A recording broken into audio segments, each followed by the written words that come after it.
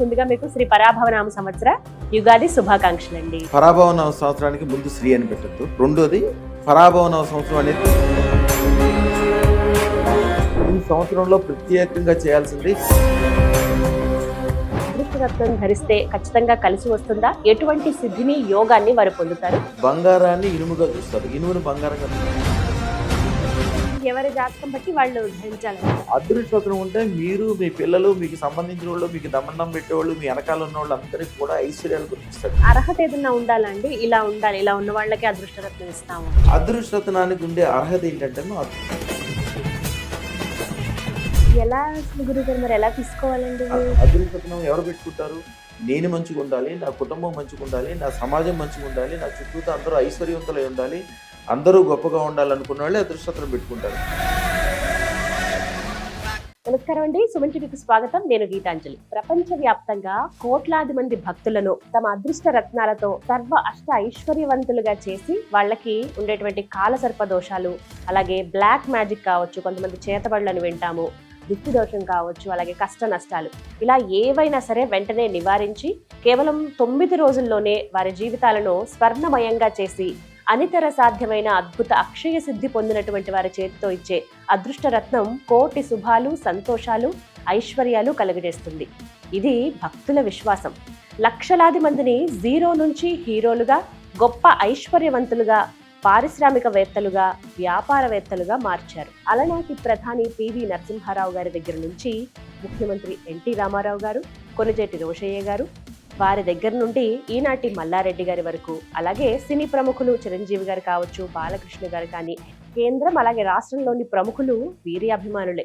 వీరిచ్చేటువంటి అదృష్ట రత్నాన్ని ధరించి అద్భుతాలు జరుగుతాయని ప్రపంచవ్యాప్తంగా కోట్లాది మంది ఘంటాపథంగా చెబుతారు. వారి టెస్టిమోనియల్స్ మనం కోకొల్లలుగా చూడొచ్చండి. అటువంటి గురు మహారాజ్ రమణ యోగిలాల్జీ గురుగారు ప్రస్తుతం మనతో పాటు ఉన్నారండి.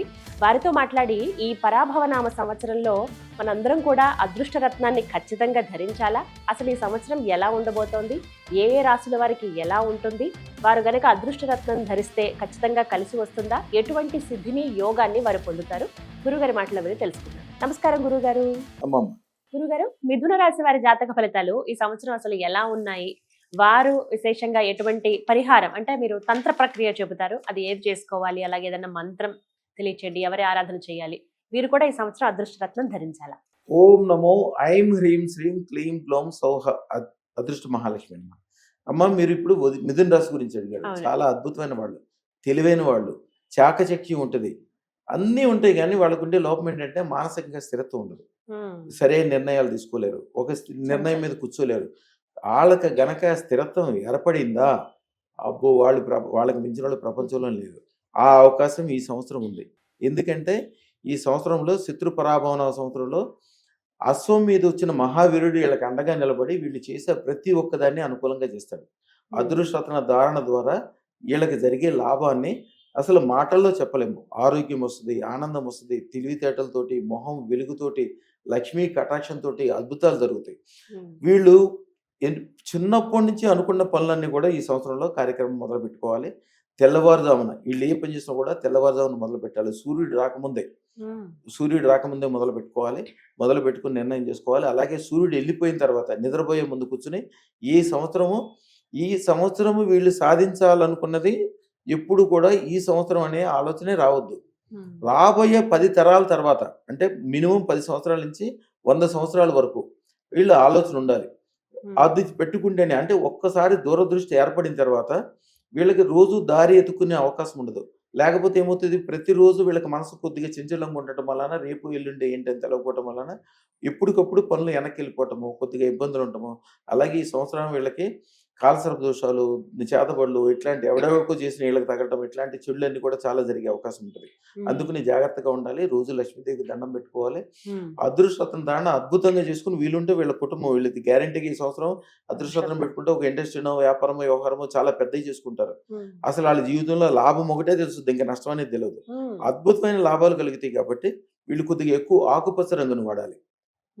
ఒక గుప్పుడు పెసలు తీసుకొచ్చి ఆ పెసల్ని ఒక పళ్ళెంలో పోసి దాంట్లో పైన దీపం వెలిగించి ఆ దీపంలో 5 రూపాయి బిళ్ళలు వేయాలి. రూపాయి బిళ్ళేసి శ్రీం హ్రీం శ్రీం సర్వ వ్యాపార వృద్ధిం ప్రయచ్చ స్వాహ. ఇది 108 సార్లు మంత్రం చదువుకోవాలి. తర్వాత 6 రూపాయి బిళ్ళలు.